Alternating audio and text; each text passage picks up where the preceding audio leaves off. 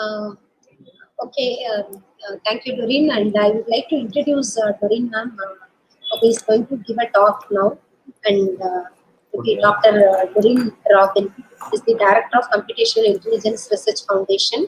She received her Ph.D. in Information Technology from Madras University, and she completed her ME in Computer Science from Anna University, and received her Ph.D. From Anna University. Her research interest includes parallel and distributed computing, peer-to-peer computing, grid computing, cloud computing, and big data analytics. Previous positions include professor and head at Loyola ICAM College of Engineering and Technology in the Department of Information and Technology. She worked as assistant professor at Department of Computer Science and Engineering, Sri Venkateshwara College of Engineering. And before that, she worked as a teaching research associate at the Department of Computer Science, Anna University.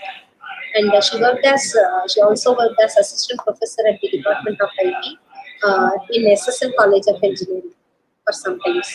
And she has published about 30 papers in international and national journals and conferences. She is a life member of ISTE. She is a reviewer of Computer and Electrical Engineering Journal and Future Generation Computer Science Journal. She had been the resource person for several workshops on digital classroom with data analytics using Hadoop, data science using Python, machine learning, deep learning, cognitive computing, and software testing. Welcome, Doreen ma'am, and I request you to handle this session. Thank you. Thank you so much, Tenmali ma'am. First and foremost, I would like to thank the Department of Computer Science, SSN College of Engineering for having invited me to give the talk on deep learning for healthcare sectors. And I'm so happy to be with the Department of SSN. Okay, SSN, I started my first teaching experience at SSN. So SSN is always close to me. Today morning, I was just going into the websites and checking. I could still see the set of faculties whom I met at CSE and IT are there. Now I could see Mohanavalli ma'am here with us.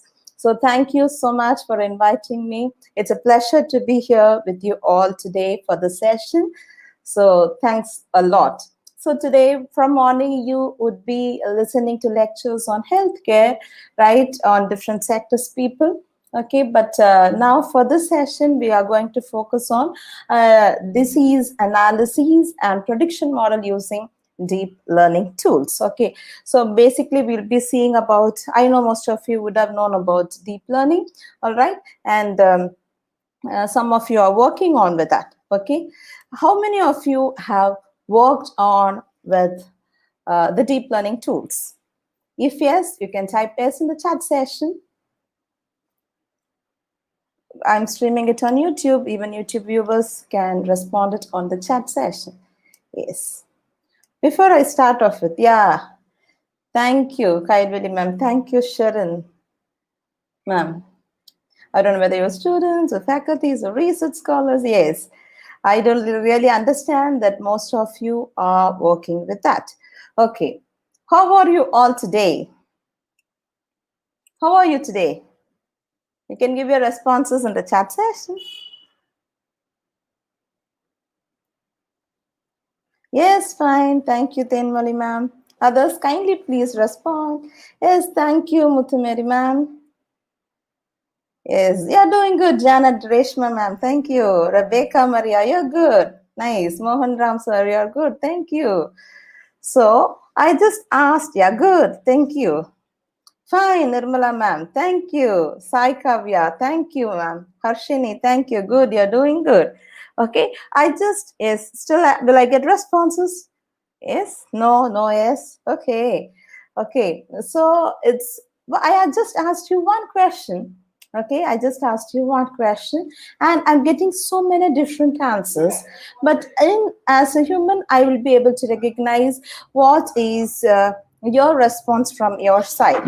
Okay, if it is good, it's good for me. Some of you said it's fine.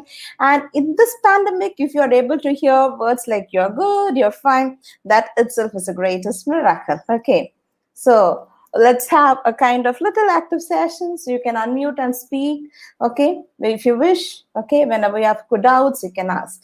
So moving on into deep learning, okay, if you are working into, anybody is new to deep learning technologies or your researchers into it? I don't know. You can respond. All right. So can any one of the participants, because some of the participants you already said you are working into deep learning.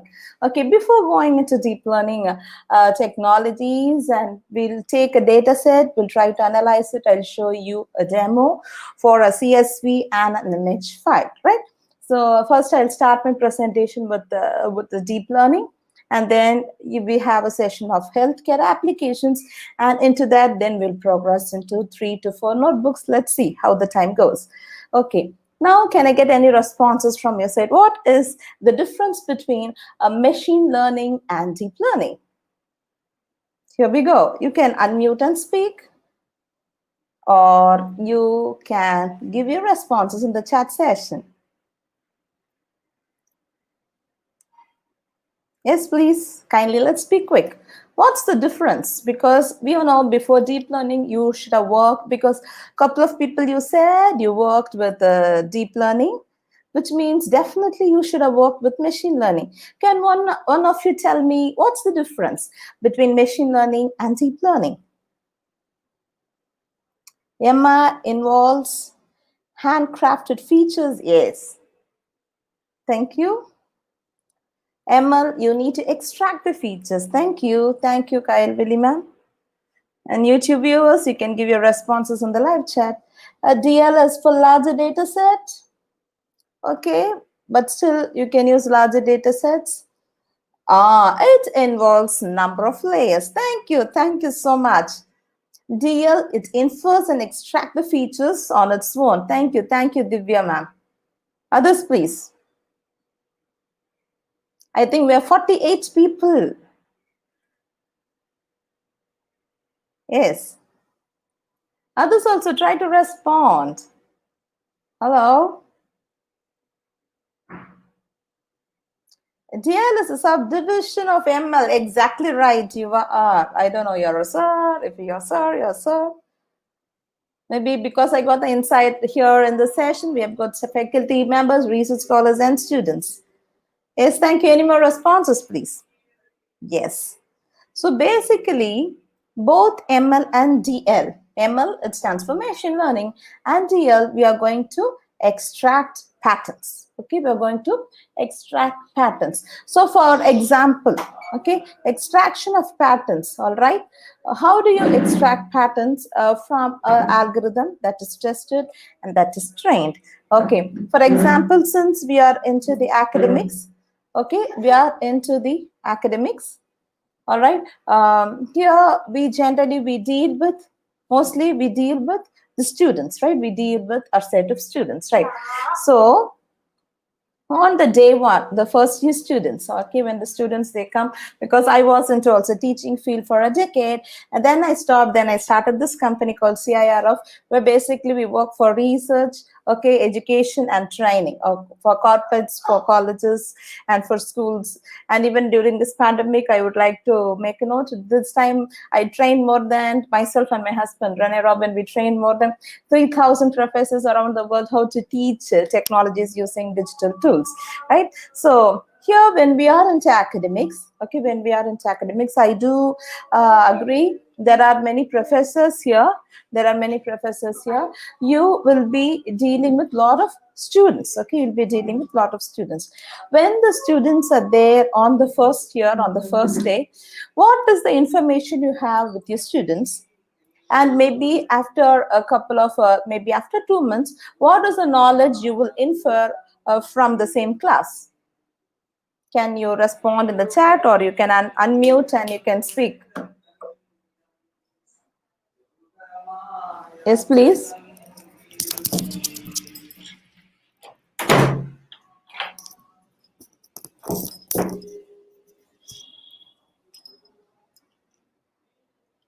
Hello?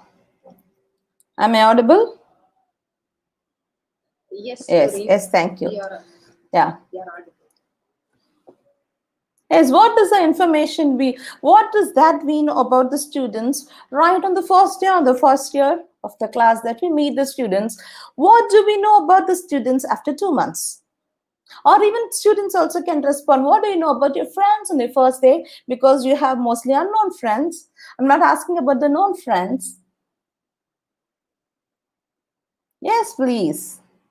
Anybody? Any responses, please?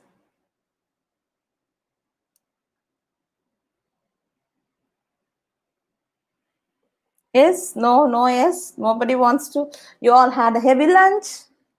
Yes, I'm Probably after this lunch, we're here.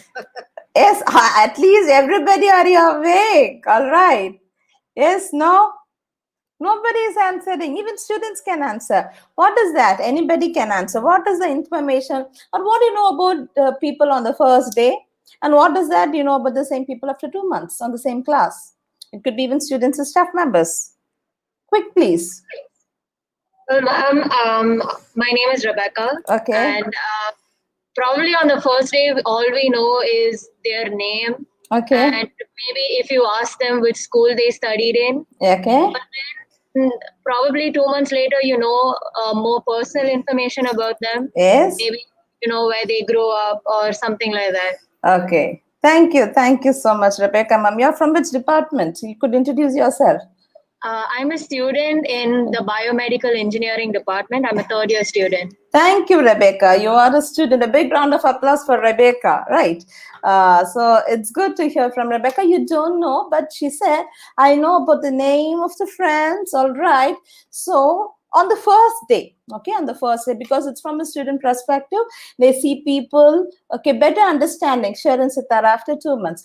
So what do we want to focus is that on the first day, since we have not been closer with them, we have not spent time with them, we have not interacted with them, we can extract only very less patterns about them.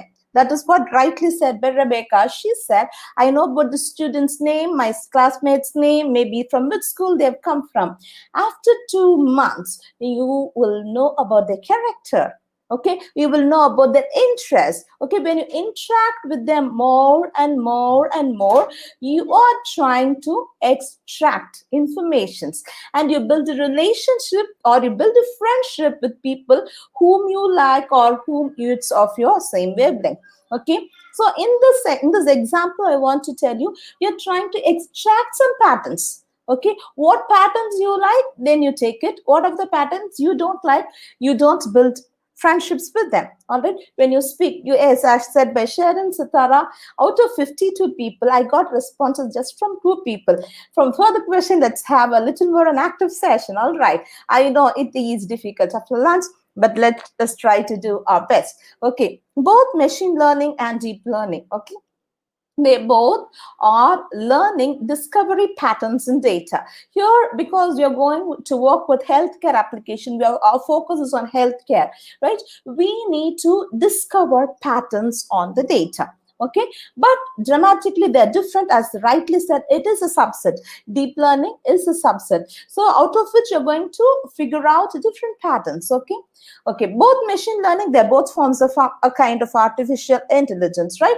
So deep learning is a specific kind of machine learning, rightly said by one of the participants. So here in both deep learning and machine learning, we will take a data set and we will split our data set into training data and testing data, after which we model it. Okay, after we model it, it goes through an optimization process to find which model best fits for the data.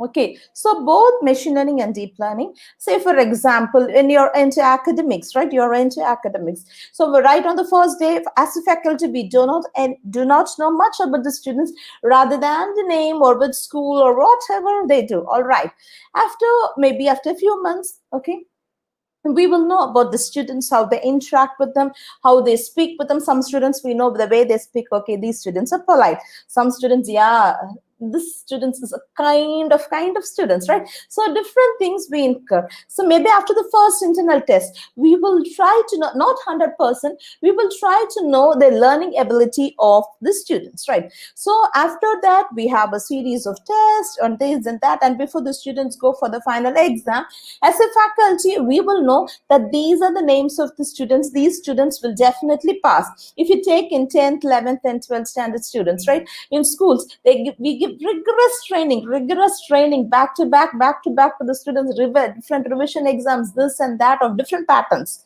because we know about the students. So students, those who don't learn, we have what do they call as a special class, a re-exam. So we train them more and more to get a better performance. The same concept works in both machine learning and deep learning. So we have a training phase, we have a testing phase. Training phase is how you teach the students.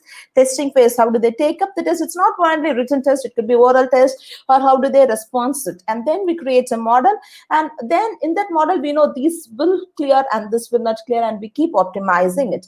Okay, so you all know about artificial intelligence. I don't want to say much about it. Okay, to take things in a smarter way. Nowadays everything becomes smarter. A smarter TV, a smarter fridge, a smarter mobile. All right, so machine learning is a subset of AI. So the difference between it also extract patterns from large data set. One thing I want to clear in machine learning and deep learning does not differ with the data set size. Okay, it does not differ with the data set size. It differs in the way that you extract information from it. Okay, so deep learning is a subset of AI. Okay, here you use deep neural networks. In the session I prepared for RNN, I'll just show you. First we'll see about the skeleton, and then we move into, and it achieves better accuracy than machine learning. Okay, so we have a greater division of AI, under which we have MI, and then we have a DL. Okay, both can handle both numeric data and non-numeric data. Since some of you are working in the project, can you tell me, can you respond me in the responses, right, in your chat boxes, or you can unmute. What are the kinds of, or you said you are all working with the health sectors or in deep learning. What are the types of data you have used for your research or for your development? Can I get responses, please? Yes, please. Hello, we are 52. Yes, I'll just open the chat. Yes, you have used Divya Subburam. What kind of data sets you have used, Divya and Sharon? Sharon is one of the most active. Text and images. All right. Image, yeah, both structured data, unstructured data, numerical data. Thank you, Rajeshwari. Numericals, text data. All right. Since most of it this workshop, table of data. All right. Breast tumor image for classification. Thank you, Divya. Very clear and specific. Yes. Yes, others, YouTube viewers, you can give your responses in the live chat. Others. Okay. Images you have used. Structured data, unstructured data. All right. So basically, when I see from Divya, it's for detecting a disease, okay? And they predict a model, and from which they should have classified whether this person has got a disease or not. Any more responses? No? Yes. Okay. So you work with both MI and machine learning and ML and DL. Okay, it can work from both numerical data or non-numerical data. And also, as it's said by Divya, right? I'll just show you start off it. When you work, Divya, can you tell what are the packages you have used for breast tumor image for classification? You can unmute or you can put it on in the chat.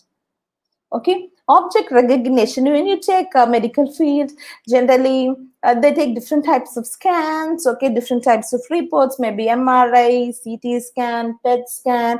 Okay, so we have our image data. From your image data, we need to develop a model and we need to do it. Okay, Keras and TensorFlow. Thank you, thank you. So deep learning models, okay, they produce better fits than machine learning models, okay. Okay, generally here we use with the neural networks that enables the machine to make more clear responses, okay. I'm not going into the machine learning because I know you would know about machine learning better, okay. So here, when we have this is one example which clearly tells about when I write a program basically in IoT, and when I use a machine learning program, okay, which uses my voice recognition. So when I come into the room, and if I say the word dark, okay, my machine learning algorithm is trained for my voice called dark, okay. When it hears the word dark, then the light will glow on, okay, then the lights will glow on. So this is about my machine learning. As it continues, okay, any phrase it has the word dark, then it will do it. But when I come into deep learning, okay, deep learning, it could figure out to turn, if I come into the room and I'm not going to use the word dark, okay, I'm not going to use the word dark. Rather, if I come and see, I can't see whether if I say a sentence, the light switch won't work. Even these kind of phrases will be extracted, and my deep learning will understand that I need to switch on the light. Can you find the difference between ML and DL? In ML, whatever I have trained, or if I say, come into the room and say the word dark, the light would be on. Or if I say a sentence, the room is dark, I am saying a sentence, but in the sentence, if there is a word dark, then the light will glow on. But this is a different scenario when I come to deep learning. The difference is that in machine learning, first process we do a feature extraction, and then we go for a classification, okay, in normal machine learning. But in deep learning, both goes on and on, okay, both your feature extraction and your classification. So here, as many of you say, as one of you said, it uses a layered structure of algorithm called ANN. You have got CNN, RNN, and so many NNs. Okay, and it is trying to what do I say? It's a biological network of a human brain, but definitely these machines cannot replace human brain. Okay, we try to use it, but it cannot replace the human brain. Okay, it leads the process of learning that's far more applicable. It's better in comparison with machine learning. That is what even your workshop today, it is not with machine learning, it is with deep learning. How many of you know this program called as AlphaGo? Yes or no? A quick response in the chat, please. AlphaGo, yes or no? Yes, Pratish, can you tell more about the AlphaGo? Hello? You can respond both yes or no if you know about this program called AlphaGo. It was made to defeat the Chinese game. A big round of applause to Pratish. Yes, others, we have got 53 participants. Yes, thank you, Divya. You know about it. Others, always I get response from Divya, Sharon, Rebecca. And others, please. You don't know Mohan Ram. Okay. Yes, no idea. Sai Krishna. Okay, I'll just click it on. So this is okay. Before that goes and okay, so it is, some of you don't know about it. So Google created a computer program with its own neural network. Whenever you have got a neural network, it means your deep learning plays a vital role. That learned to play an abstract board game called as Go. Okay, when you want to, you play different games, okay, which requires sharp intellect and intuition. Okay, I don't know how many of you played. In our school days, we used to play a game called Kabaddi. Okay, so those are the things that we have to be very cunning to get people and all, right? So but this is a game called, it's a computer game called Go, by playing professional Go players. So it was this program, okay, it was developed using a neural network, AlphaGo. It's a deep learning model. It learned how to play at a level never seen before in artificial intelligence, okay? So it should know what is the specific move it should move. Okay, AlphaGo defeated the multiple world-renowned masters. Even the human brain, whatever they played, it was defeating people. It was defeating people. I'll just show. Yeah, this is the website. Okay, AlphaGo. Okay, this application, it's a first computer program that defeated professional human Go players, and this entire the computer program was developed using neural network that involves deep learning. So here, even here in healthcare sectors, we are going to work. You are all going to work to detect disease or to predict. Okay, so these, maybe if you take a blood group, or if you take a scan of a person or an x-ray of a person, whatever it is, you feed into a data, even though the person is not sick, okay, it can predict whether this person can have diabetics or can have a heart problem, can have any kind of disease, maybe after 5 years or 10 years or 15 years. That kind of predictions could be done. So when the amount of data is getting increased, okay, the performance of deep learning is improving. Okay, the deep learning is improving. So machine learning algorithm both uses to parse data and learn information about it. Okay, but here you're going to create a network and make intelligent decision. That's one example is AlphaGo. So after this webinar, you can go home, okay, or you're in your home only. Okay, before that we need to travel. Now we don't have any much of traveling, but you go and just see as students, as researchers, how it is developed. What are the tools they have used to develop? How far it is making an intelligent decisions, right? Intelligent decisions. So this already said. I'm not going into machine learning more. I hope you all know about machine learning. Okay. Or they want me to, during my session, I'll just give a gist of it. Okay. So when I take a machine learning, it first extracts the feature, and then you go for classification. But here, okay, feature extraction and classification goes hand in hand. That is what your performance is better in deep learning. Okay, so any doubts till now? Yes or no? I know you all know about, as you said, your work with deep learning. Maybe you would know about machine learning. I presume it, right? I'm not going into it. Any doubts till now? Yes, no, no, yes. No, thank you so much. Thank you so much for all your good responses. Now we are going to focus more on health sectors. Okay, so today's talk, this talk is about deep learning using healthcare applications, right? And can you put on the chat session, what are the applications that you think that comes under healthcare? Is my question clear? I repeat it, give your responses in the chat, or you can unmute. What are the applications that you think that comes under healthcare? Disease, diagnosis. Thank you, Divya. Others? Yes, Sharon, thank you. Expert systems, right? Thank you. Others? Yes, please. Yeah, prediction of a disease. Yes. Prediction of disease is one sector of it. And what are the other applications you think that comes under healthcare? Anybody can answer? Patient-specific healthcare. All right. Thank you.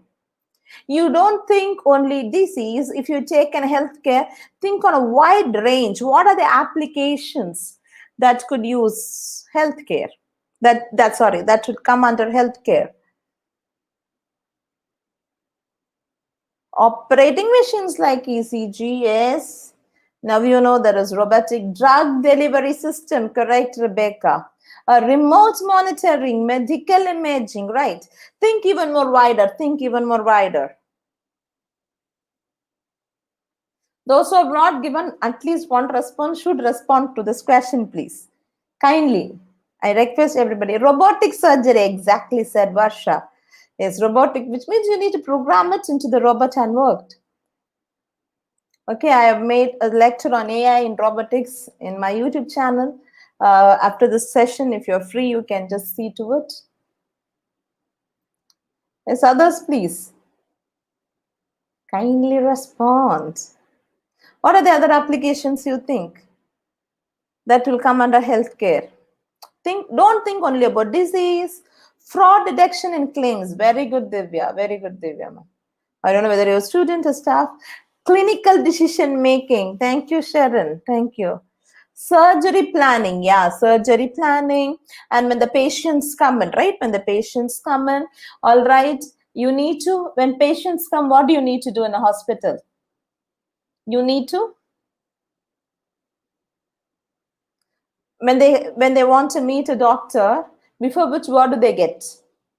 The patients, what do they get?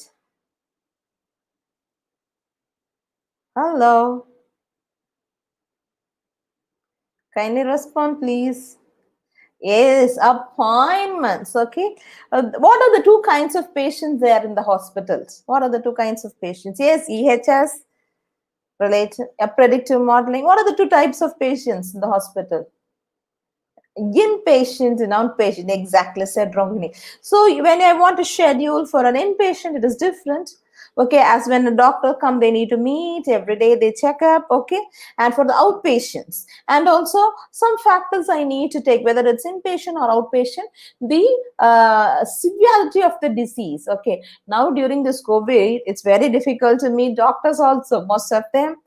Some doctors, they dedicate towards the COVID patients, and most of the some doctors, they don't even see. I know everybody will agree, when you go to a doctor or anything, there's a kind of restriction or friction due to this pandemic situation. Yeah, so scheduling it. Okay, and health insurance, you said. So when you think about health sector, don't focus only on the disease or disease prediction. Yes, that is more important. Healthcare industry in deep learning is wide, okay. And how do you say, for example, okay, you want to meet you're going into a hospital, say for an heart disease. Okay, and if you want to select, maybe in that hospital, it's a cardiac specialist hospital, cardiac specialty hospital, and there are 20 doctors there. And if kindly listen carefully, you're going to respond to me. Okay, there is a patient who's going into a heart specialist hospital. Okay, and in that hospital, there are, say for example, 20 to 30 heart specialists there. And that hospital gives an option to the patient. Okay, the patient can select. Okay, the patient, listen to my question, the patient can select one of the 20 doctors for their appointment. All right, is my question clear? Yes, you type yes. No, you can type no. What? Yes, it's clear. Now, if this is a situation given to you, okay, you need to model it. Okay, you need to model it. What are the criteria you will take to find the best doctor out of the 20 doctors available? You can give your response, you can unmute and speak whatever it is. I repeat the question. A patient is going to a hospital, which is a cardiac specialist hospital. Experience of the doctor, the senior doctor, reviews from other patients, okay, experience. Then others, please kindly think. Success rate, very good, Sharon. Success rate of the doctor. Others, anybody, faculties also can respond, please.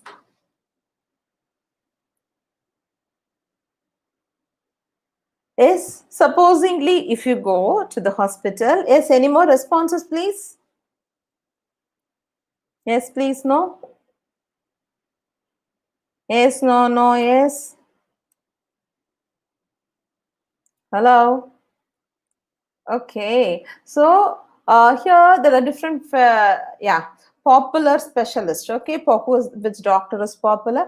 You go and suppose a model is created by that specific hospital, and you have a visualization. If they give you a big record, okay, see, these are the doctors, they have treated this patient, and this is the success rate, this is an experience of the doctor, whether that will be easy for you to figure out which doctor to select. Or if you see, when you go to the hospital, there's a big visualization graph which says the experience of the doctor, the success rate. So a patient comes, they get treated, and they are alive. The patient comes and treated by this doctor, they are dead.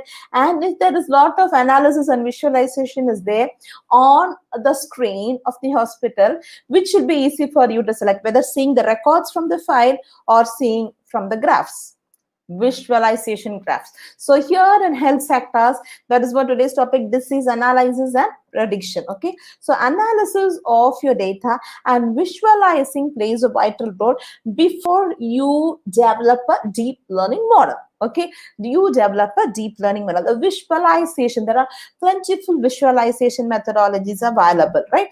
So here in deep learning, first we need to load the data. Okay, we need to pre-process the load data, and we need to do a set of analysis, having a data visualization. Okay, how to visualize the data, how the data have been there, what is the information that you could infer from the data. Okay, then compiling the model. First we need to define which model better works better.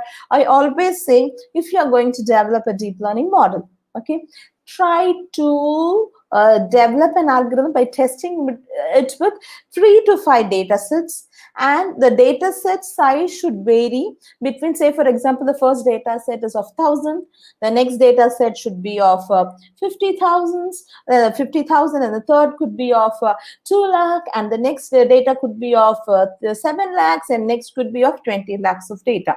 Okay, so when you test your model with different types of data sets, with different size of data set, the data could be, if you are going to develop a model for image, then you know, you would have done all your prerequisites to process using image. If you're going to use a text or a CSV file, then you would be processing it. All right, so the same thing here. When as students, as you're doing a research into it, don't develop a model for just one data set and complete it. Okay, that will not give you a correct specification of a model. When you are going to develop a model, either it's machine learning model or deep learning model, try to test your model at least with 3 to 5 data sets, which varies, okay, which scales up your data set from a lower to a higher, which will define the fault tolerance of your algorithm. That is very, very important task. So and with different kinds of variables, okay, sorry, with different size of data, with variables of data, once it is fitting, and how your model is going to fit for the specific model. Whenever you do, and say for example, you're going to do a disease prediction system.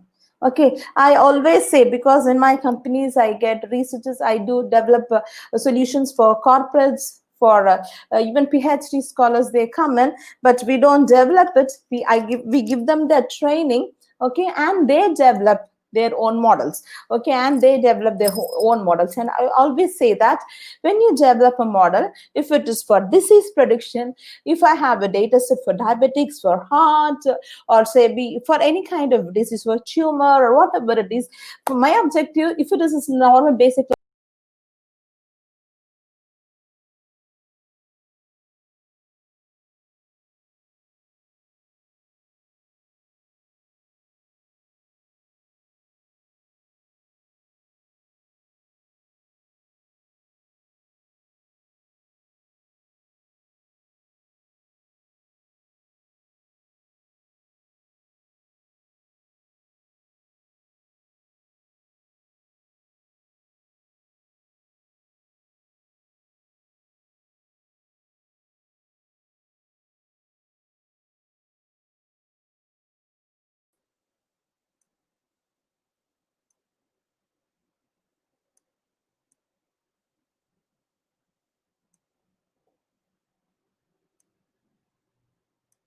Hello, can you hear me?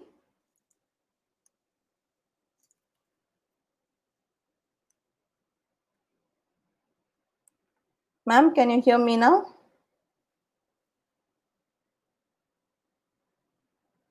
Tenmoli ma'am, yeah, you could hear me. Okay. Thank you, Sharon. Because I had a monitor which showed me it was not working. Okay. Thank you, Kyle Willy. Okay, thank you, Ma. Thank you. So you need to evaluate. Evaluation is more important. For evaluation, you've got different parameters, and with that, we have to make a predicted, and we will be saying it. So basically, this package, okay, Keras and TensorFlow. So Keras, these packages I already heard from one of the students who have been using Keras and TensorFlow. Can you tell what do you know about Keras and TensorFlow? You can unmute and speak, or you can put it on the chat. I don't remember who is it, but one of the students said that she has worked with Keras and TensorFlow. Maybe Divya? I don't remember. Okay, so yeah, Divya, I'm right. Divya has worked with the breast tumor classification using Keras and TensorFlow. All right. Yes, ma'am. Please. Hello. Yes, tell me, please. Keras is basically it's a neural network library Mm. uh, wherein the TensorFlow it's kind of an open source library that could perform both high level and low level related APIs. Okay. It provides us the APIs. Okay. That is, it makes the Keras is built in a way that it makes the TensorFlow in a user friendly way. Okay. For us. Thank you. Thank you so much, Divya. Thank you for the answer. I'm happy she's answering, right? Most of you, or there is a kind of restriction, but thank you. So Keras is a Python library, okay, that provides in a simple way for the creation of a wide range of deep learning models. There are not one or two everyday models are getting created. So that's a simple way of creating model using a backend library. So the backend library, you can use TensorFlow or Theano. Okay, so that's a relationship. So Keras is a Python library. It has got so many models. It has got so many deep learning models. And for the backend and other libraries, they use TensorFlow and Theano. It enables very fast experimentation through high-level user-friendly modular and extensible API. It can run both on CPU and GPUs, right? It can work. So this I already said. So even for this, we need to import packages like NumPy, Keras. Okay, I don't know, anybody has worked with PIMA diabetics datasets? And whenever you use a dataset, it should be a benchmark dataset. Yes or no? Anybody has used PIMA diabetic set? Yes, no, no, yes. Okay. Okay. So here, this is about the data set. Okay, so it's a very basic data set. Okay, the number of times pregnant, the plasma glucose concentration at 2 hours. The GTT test. I don't know how many of I think women who are pregnant, who have undergone delivery, we would have taken a glucose tolerance test. Yes, I'm blessed with 2 children, Gianna and Joyance. Okay, one is studying in 8th standard, the other one is in 3rd standard. So when I was carrying for both the deliveries, I had taken the glucose tolerance test. So what is the plasma glucose concentration? So that takes it up. And the next thing, the blood pressure, then the skillfulness thickness, the 2-hour serum insulin, the BMI, the diabetic pedigree function, what is the age, and the data set. And the data set will tell me whether the person has got a diabetics or not. So before you take a data set, it's a benchmark data set. You go into UCI Machine Learning Laboratory Repository, you get your data set. Okay. So this will be the parameters. So this will be the header. So you've got the structured data and unstructured data. Structured data are data where you have your labels data. Okay, so you have your labeling. So this will be the column head. For some data sets, you don't have label heads, label data. Then you go into your clustering to classify, find what are the types of different patterns available into the data set. So number of times they're pregnant, their plasma, whatever I say, told in the first slide, this is the header name. Okay, if it is 1, then it means the patient is diabetic. If it is 0, then the patient is not diabetic. Okay, so I think, yeah.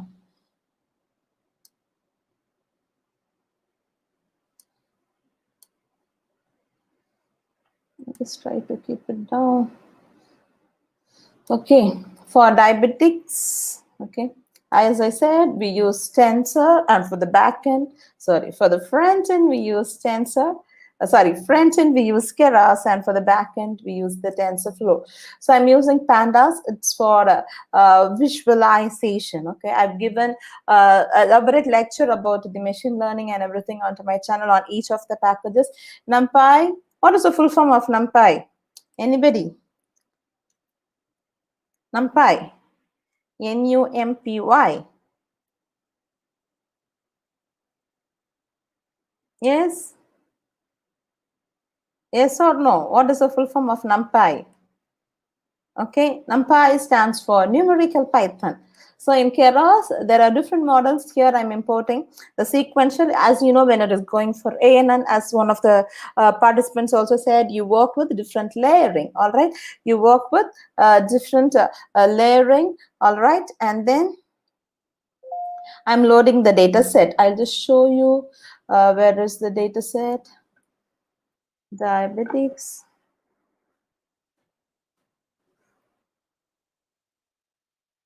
Okay.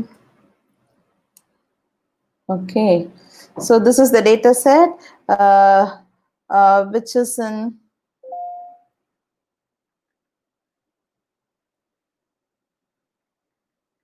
yeah.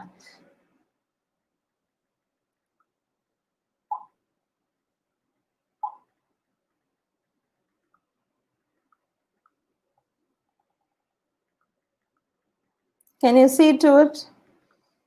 It's a comma separated value.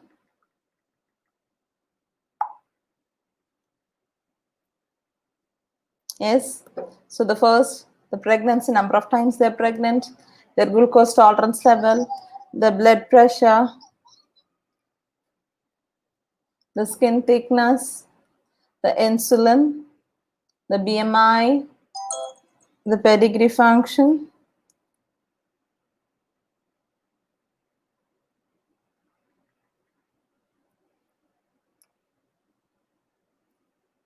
the age, and the outcome. What is 1? What is 0? Hello? I'm getting some responses. Yes.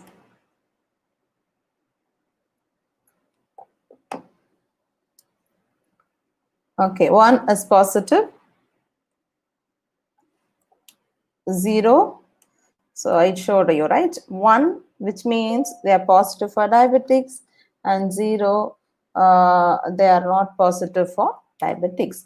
So this is about my data set. So the entire data set is this. It's a benchmark data set. So then I load the data set. Okay, first, what are the necessary packages I need? I'm loading it. Yeah, thank you, Divya. Thank you, Divya. Yes, thank you, Kyle Willie, for the good responses. There are many passive participants here. Okay, there are many passive participants. Okay, wherever I go, when I give a talk, I always tell people. Okay, I don't know. Okay, so I load in the data of diabetics.csv because it's a CSV file using pandas package I've loaded. So the pregnancy, the glucose, so totally it has got 768 rows and 9 columns. Okay, and then here I have to split into input and output. So what is my objective? To find what generally when I take a data set, we'll be splitting it into data and target. What will be my target variable from this? Can you tell me? What would be my target? Hello, yeah, outcome. Thank you. So whether the patient is diabetic or not, so I split my data here. It's totally numerical data. Then it is okay. If you have got like yes or no, or it is in string, you need to do a pre-processing of label encoder or different one-hot encoding to pre-process it to be numericals. Only when it is all numericals, and then I split my data into data and target. I am dropping only the outcome, and the remaining all the data I push into the variable X, and Y is my outcome. Okay, I split my data set into X and Y. This is very simple deep learning model. Okay, one of the researchers completed a work in healthcare. Okay, and because they are waiting for the defending, I cannot show how they have done and what they have done. So I'm just for this webinar just showing you a very simple model. Okay, and I define the Keras model. You remember I initialized using sequential. Okay, I initialized using sequential, and then using the sequential model, I initialize it, how many layers I need, what will be the input dimension, what is the activation, okay, the next layer and the next layer. Okay, after that I compile. So you remember the first step, we define the model. The next step, I compile the Keras model. Here it's not only binary cross entropy, there are different types of loss mechanisms available. You can try to do a survey of different models and then try to type which prediction is giving. So I'm taking only the metrics of accuracy, and I'm using an optimizer atom. Even in our optimizers, there are different optimizers available. So when you define a model, you can have you can compile each time with the different types of parameters, and you can compare which parameter when you give your accuracy is more. Okay, your accuracy is more. Then I fit the Keras. So first I define the model, then I compile it. Okay, then I compile it, how many approaches I want. So X contains all my variables. Okay, X contains all my data, and Y contains my target. Okay, my target is my outcome. I've defining 150 approaches.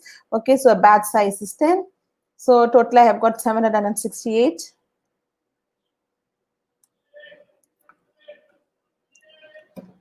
Okay.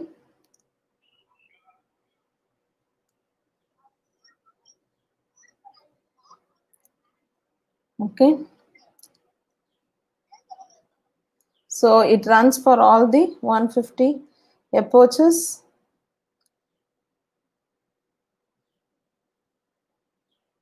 Okay. And each time, can you see the accuracy for the first approach, how it is being done, and the accuracy level increases, or which approach is giving you the better accuracy. Okay, the better accuracy. So and then I evaluate it. So accuracy in 768 out of 768, the best accuracy I'm getting it as 78.91. Then I go for my prediction. So first I define, then I fit the model. I compile it. The third step, you need to fit the Keras model. The first step, you have to define. The second step, you need to compile. And the third step, we need to fit into the Keras model. And then we have to evaluate the accuracy. And then you have to predict it. Okay, the prediction, how far in which round, how it has been predicted. Already we have our original value, and we'll have a predicted value. So this is a very simple this is a simplest structure of developing a machine learning algorithm. Okay, loading the data, we pre-process the data. Here in this data set, there is not of much pre-processing because there is no missing values. If there is missing values, you need to go for imputation. All right. And we need to define the model, compile the model, fit the model, evaluate, and save the required predictions. So these are the 8 steps that you need to follow. Okay, to develop this is just a skeleton. Okay, this is just a skeleton. How it works. Any doubts till now? Yes or no? I need to ask some questions often to see whether you are there with me. No. Thank you. You're clear. So happy for it. Okay, if you want to take a screenshot of the steps, you can take.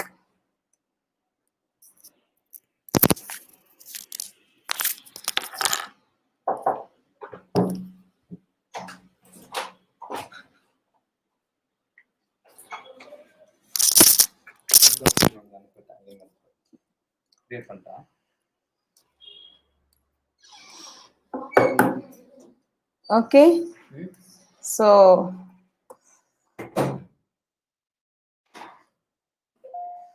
the next thing, for the next data set, I will be moving into the next data set called, it's a multivariate data set. Okay, heart failure clinical record data set. Okay, as many of you said, you have worked with deep learning. Can you tell what tools you have used?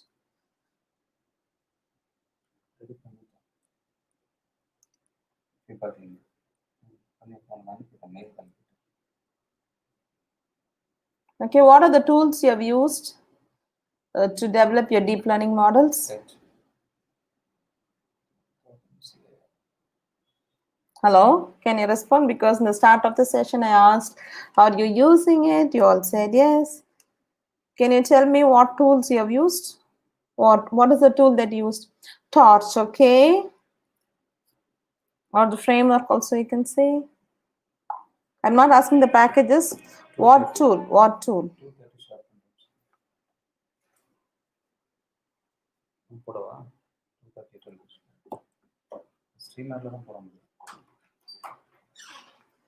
Okay.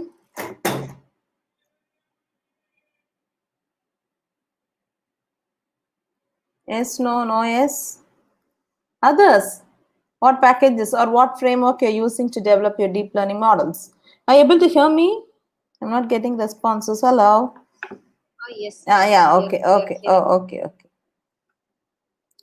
So it's always challenging when we take it through distance learning, and we don't know whether the participants are here with us or not. Okay. Some people use Anaconda. Anybody is using Anaconda framework? Yes. Or what tools you use to develop? Hello. Okay, Jupyter. Okay, Divya, which means in Anaconda framework you're using. Anybody uses Colab? Yes or no collabs? Yes, thank you, Tenmali ma'am. Yes, that's what I'm asking you. You know, you all know the answer because this I'm just trying to get a spider. Okay, spider. It all comes in Anaconda framework. Even Intel uses Anaconda framework, right? Yes, thank you. So here, first I started and showed you very simple deep learning tool using Keras and different layers, and just to tell you what are the steps available. Some of you are experts, some of you could be new also. All right. It's a multivariate data. It's a 299 data. The first data set what we saw is for somebody's mic is on. Okay. First data set what we used is for diabetics. All right. And this data set is for heart failure. There's a kind of disturbance. I don't know whose mic is on. Can you just mute, please? Okay, thank you. All right, and it has got 300. You remember how many data set was there for diabetics? Let me check. Anybody made a note of it because I had put into the data frame and I had showed you the shape. 768. Thank you, Rebecca. You always rock. Thank you. Okay, and multivariate, and here it is 299. It's a very new data set. It's in 2020 data set. Okay, heart failure, whether the heart is failure, clinical data records, integers, and 13. Okay, there are totally 13 attributes. You can use this data set for classification, and this is the UCI link of it. Okay, this is a UCI link of it. There is no missing variables, and so here, this is what I always say, we need to take up a benchmarked data set, So it's a multivariate data. It contains the real medical data of 299 participants who had, patients who had heart failure, and it's collected during the follow-up period, where each patient has got 13 clinical features. From these features, we are going to extract the patterns, and after which we are going to build a model, okay, using deep learning or machine learning, whatever it is. I use first data set I showed you for basically how a structure of deep learning algorithm works. If you would have seen in my topic title, it will have analyses and prediction. This data set I'm using to show you what are the different analysis that you need to do. Okay, age of a patient, whether the patient is anemic, but then they have their hemoglobin less. You know what should be the level of hemoglobin for a normal human. Yes, you're all working in healthcare sectors. You should definitely know about it. Okay, and the high blood pressure, if the patient is high, it's a Boolean variable, 0 or 1.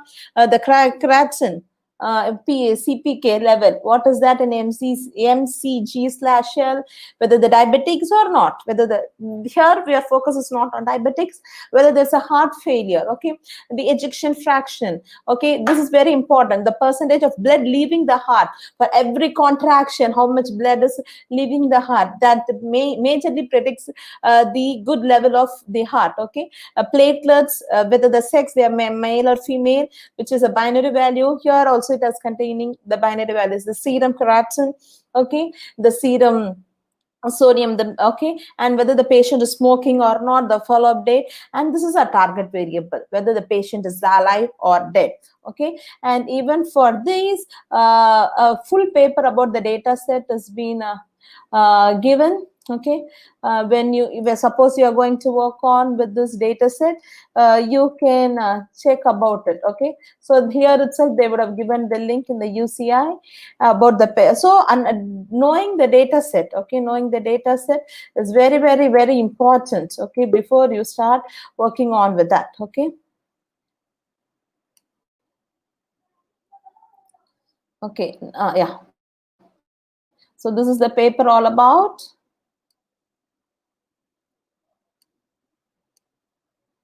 So when you see to this paper, they will be showing you this paper. I'm not showing you for the technology, but how the survival of patient with heart failure from serum. Okay, this they've used the same data set whatever I showed to you. I will see here the explanation. So when you write your research papers, or how does the data, how far you understood from the data, plays a because you're going to extract patterns out of which, okay, you're going to extract patterns out of which, okay. Now let me show to you here using this data set. I'm going to majorly focus on how do you want to visualize your data. That's very important, okay. That's very important when you start working on with your data set, okay. So maybe I don't know, internet has got an issue. This I used using collapse, yeah. Today morning I ran this and I've done the classification report, okay. But always in internet, okay, in online media, always expect the unexpected, okay. Connect, reconnect. Just give me 2 or 3 minutes. We've got 15 minutes to go. So this is the data set, okay, heart failure clinical data set. Okay, now we are going to work with this data set. I showed you what are the parameters. So it's a label data which has got 13 features. From these features, we are going to define, extract the patterns, and then you're going to develop a model. And when I give in a new data, my data set will say whether this patient is a heart failure patient or not, okay, heart failure patient or not.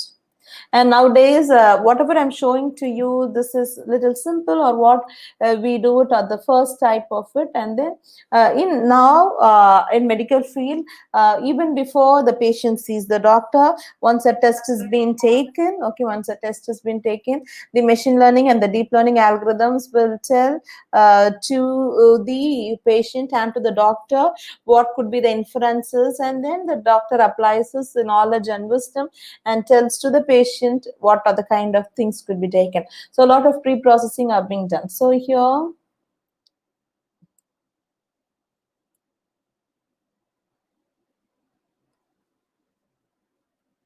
okay, there is some error. I'll just close it and then open it again.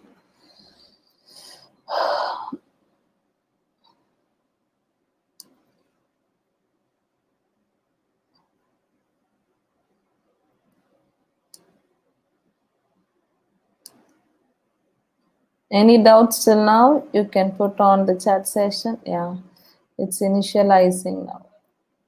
Should work. If it is opening, it will be better. Yeah. So it is heart failure. Okay, prediction model. Just a minute. Okay, so these are the packages. So this data set I've taken basically to show you the data visualization. Okay, so for visualization I've used this packages called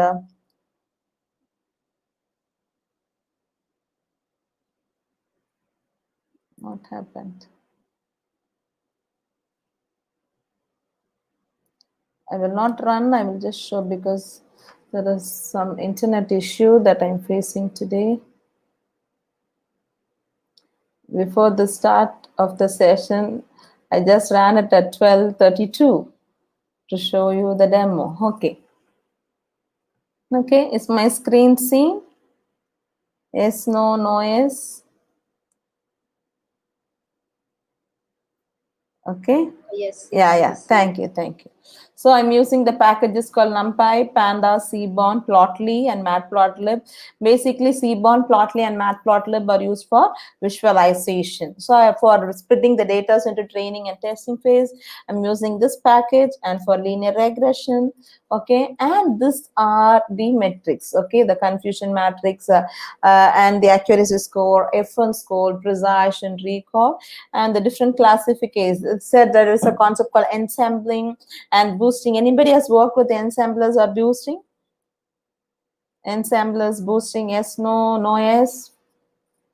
Yes or no? Have you worked with, because you told you all worked with deep learning tools. Yeah. What is the difference between, why do we use an ensembler? In ensembler, we use bagging and boosting mechanism. Why do we do that? Yes, no? Okay. Yes, generally when you use a mobile, you use something called boosters, right? So for enhancing, okay, for enhancing. So here we use LGBM classifiers, GB, and feature selection using RFE, recursive feature elimination, okay? There are different methodology for feature selection. There are different methodology for feature extraction. Kindly make it more optimized, okay? Optimized or automized. So when you feed an algorithm from your model, it will tell, if I'm here, we have got 13 features. If I'm going to develop a model with all the 13 features, how far with my accuracy? If I move into my feature selection algorithm, and my feature selection algorithm will tell me what are the necessary features. Only if that features I then feed into my deep learning model, then my accuracy will get increased. Okay, so these are the headers I've used. It's not working. Okay, I've got my data set into my Google Drive. Okay, so I've had it into my Google Drive. Maybe I'm streaming it for YouTube, and also I'm using Colabs and into Zoom. Different applications are running. Maybe my internet is, yeah, combinations of model also share. Okay, so this is about the head of it.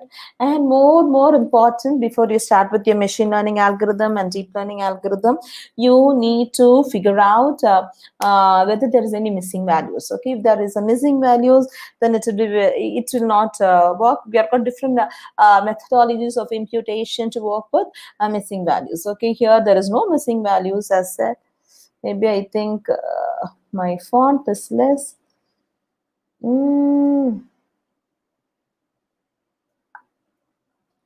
Okay.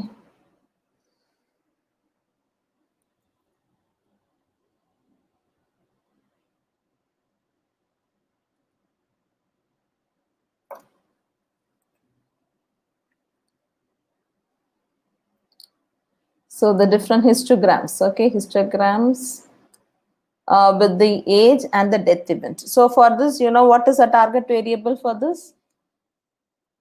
For this heart, what is my target variable?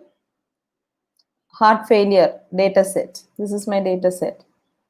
Yes. So you have got these parameters. So with the smoking, with the sex and other things. What is my target data here? Yeah, the death. Thank you, Shakti. So here, whether the patient is dead or is he alive. All right. So I'm plotting my histograms between the age and the death. Okay, age and the death. So a lot of visualization you need to work on before you start working with your defining your model. Okay, before you define your model. Okay, this is a box plot. There are different plots: box plot, violin plot. I think I have got one full lecture on data visualization onto my YouTube channel. Maybe if you just go into YouTube and type Doreen Robin, you will get it, and you could subscribe to my channel if you wish to. And anemic, if they are anemic, how male or female they are anemic. Okay, with regard to sex, this is more important value, right? The creatine, the CPK, what is the value and the count of it in both male, female, and the death rate. Okay, whether he is diabetics, then whether there is how many of them are diabetics, and if they are diabetics, if the death count is more, or the ejection fraction. I told you, right, how much the pump it has been pumped out. I just took this data set majorly to show what are the different visualizations we need to do. Okay, and once you do a visualization, I told you an example, right? When a person goes into a cardiac specialist hospital, how they'll be able to how they'll be able to select a doctor. The blood pressure, whether the blood pressure is going to play a vital role in the death and the alive cases. In the death and the alive cases, the platelets distribution. Sorry, because of I've got 150 Mbps, right? It's almost 90 Mbps was my net connection, but still it is somewhat dragging today. I don't know why. So the platelets and the plots. Okay, so for all these you can run your correlation algorithms, the chi-square testing to find out which are the needed. What is the implication of your data? So which feature is going to imply more on the heart disease? Our thing is to the heart failure, right? It's a recent data that is taken in 2020. Okay, so it's a benchmark data. It's taken from the patients who are with the heart failures. So from these parameters, if I'm going to feed in a new set of data with the same parameters, then my algorithm should be able to figure it out. Okay, figure it out whether the what is the level of it. And also it's not only two, and also you can think, say for example, if you're going to give and feed into your tumor data set, you say whether the patient are in level 1 of cancer, level 2 or level 3. Okay, that also could be done. It's not only two binary classification. You can go for multi-classification and to the level of it. Okay, see, just with one data set, how much type of visualization we are able to do. For this, we have done it for all the parameters. Okay, the histograms, the pie chart, the blocks plot, and next I'll show you about this new I don't know, anybody has used this sunburst chart? These are visualization tool. Anybody has used sunburst chart? This is the chart, sunburst chart. Yes, no, no, yes. Hello. Anybody has used? No. Okay. This is a very good visualization in one slot. See, I've just taken the sex, the diabetics, the smoking, the death event, and the count. Okay. So if it is 0, it is female. If it is 1, then it is male.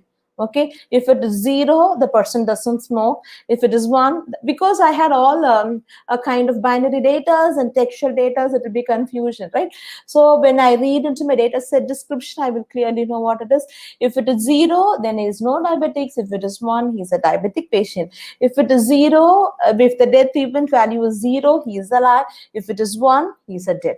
But to develop your model, for defining your model, for compiling your model, for fitting your model and evaluating it, your data set should be of a numerical value. But for us to understand, so this is the sunburst chart for all the patients. So if I click it on here, it will tell, okay, so how many % of male. You can see after seeing this chart, okay, this blue and red, what what do you infer from it? What do you infer from it? I'm not going to tell anything. I just want to know, you know, the data set is about the heart failure. I'll tell you about it. It's Plotly. From which package Sunburst? It's Plotly package. I use Sunburst using Plotly package of Python. Yeah. You're all seeing the Sunburst start. Okay. What do you infer from this? What do you understand from this? You can just put it in one word. What do you infer? You're almost running to completion. Hello, please. What is that strikes your mind when you see? Can you try to infer something from this?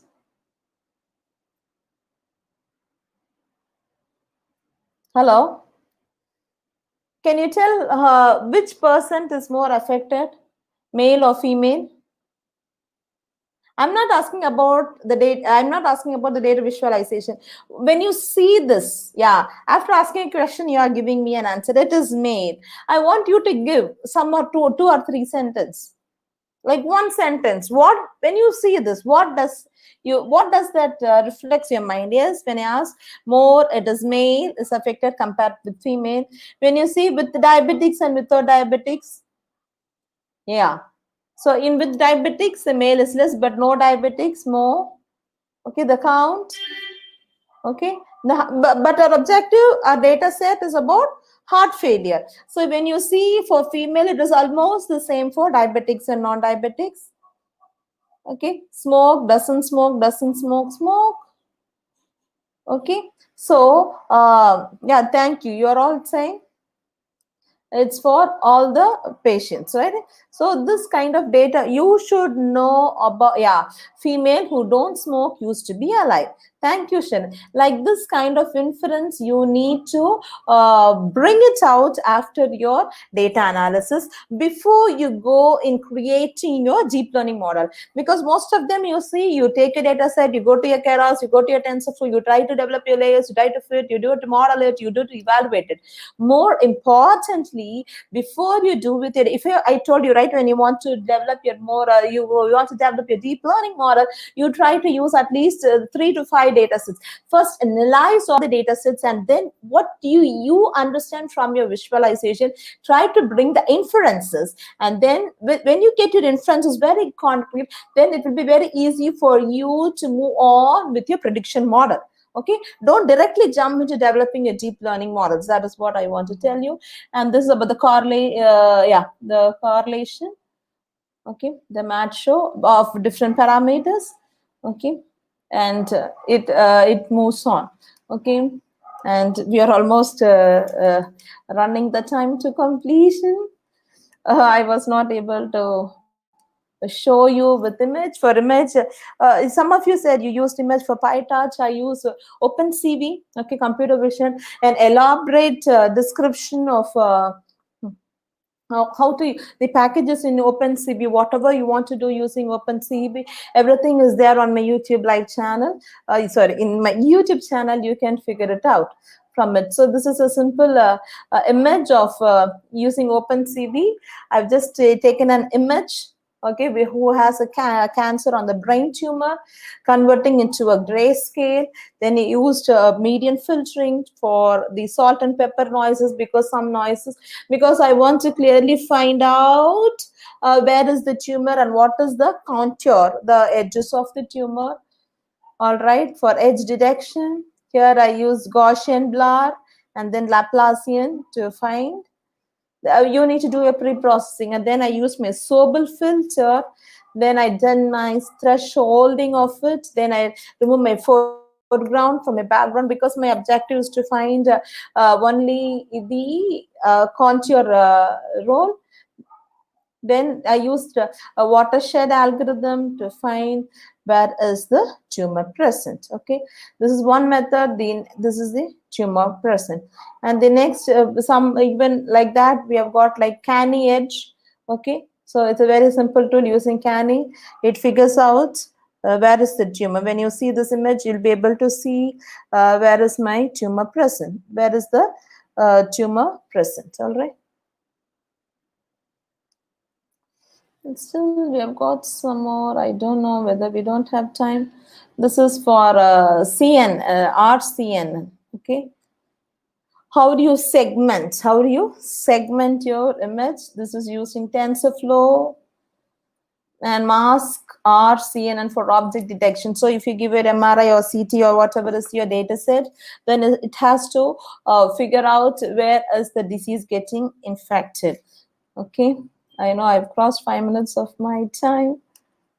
Okay, so in today's session, we have seen about deep learning and machine learning. We try to use with a diabetics data set and the heart failure. Any doubts till now? Yes, no, no, yes. This data visualization techniques, suppose if the data set does not have any features kind of things, will it be helpful in that case? Yes, yes. What is the feature you doesn't? Maybe let us consider I have a text data set, Okay. some social media data set. I have only sentences. So in what way this data visualization tools will help in that? So before you do with your, maybe your domain is on maybe on text segmentation, before you need to process it. Say for example, if I'm going to do an analysis of review, okay, review of a product or something like that. So my data set has got this product is awesome, okay, and then the next reviewer, this product is okay, I need to extract, okay, from the text, and I need to pre-process it and segment it whether it is a positive or negative, and then once I little do a pre-processing of my text, then I can feed into my visualization. So when I feed in my data onto my pandas from the extracted features, then I'll be able to do a visualization. Out of this product, how many have given positive or negative? And one of her students, she's a student, she came, she did work on Flipkart and Amazon, just text her data, we visualized it, and then she predicted out from this sentence, it's a 5-star, 4-star, 3-star, 2 or 1. So we need to extract, split the data, and then infer the information of it, and then put it onto that Python library, and we can do a visualization. Because when you do with machine learning and deep learning, the more important thing is that you need to work out with the imbalanced data. If the data is imbalanced, then it will be very difficult for the training model to be done. Okay, for the training model to be done. So balancing a data is also very important. There you can use SMOT or technologies like that. Thank you. Any other queries from participants?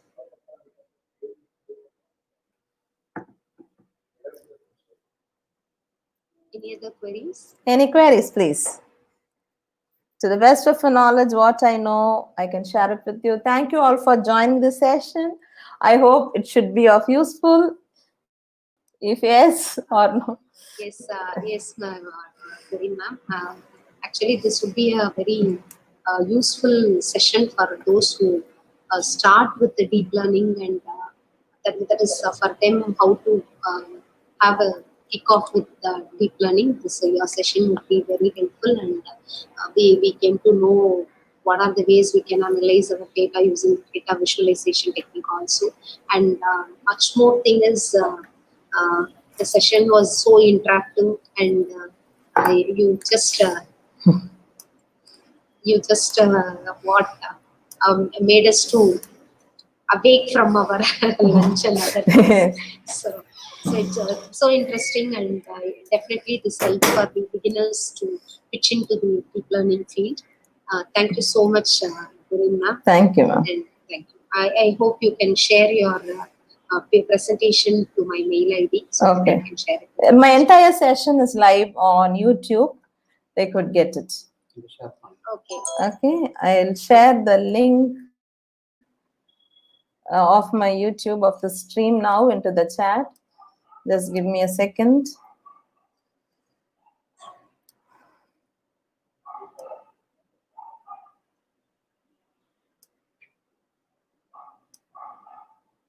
Okay. So any questions, if you have, you can ask. I'll be able to answer. Thank you all for joining in the session. So I hope it should be of some use. If you think the session was useful for you, you can give your feedback onto the YouTube channel. Okay, I'm sharing it on the chat now. Not the YouTube channel, this link, this particular link. You can give it on the comments. Thank you, Rebecca, for your good feedback. Yes. Thank you, ma'am. Thank you. Thank you, Sai. Thank you, Padmavati. Thank you, Sandhya. Thank you, Sandhya. Okay. Sandhya is my friend. Okay. Thank you, Pongari, ma'am. Thank you, Rohini. Thank you, ma'am. Thank you all for joining the session. This is my contact number and my mail ID if you need any further help. This is our company, cirf.co.in. And from this October 15th, we are starting courses for data science. It's only for students, okay? It's only for students, this course. It's a 20 hours course. If anybody is very new, if you want to get yourself if you want to get yourself, it's a fully hands-on session online, and it will be between 5:30 to 6:30 every day from 15th to 30th with a live project. Okay, anybody is interested, or you know any of your friends who want to get to know about data science, if you're new to it, then you can refer. Okay, thank you. Thank you, ma'am.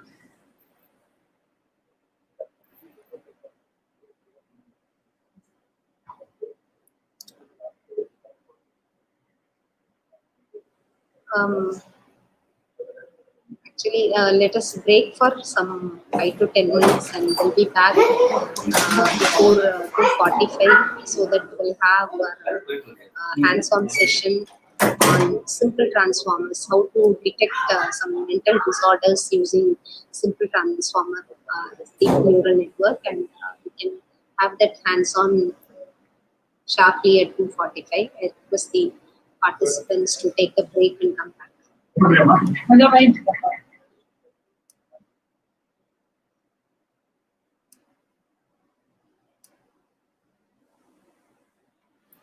Thank you all for joining the session.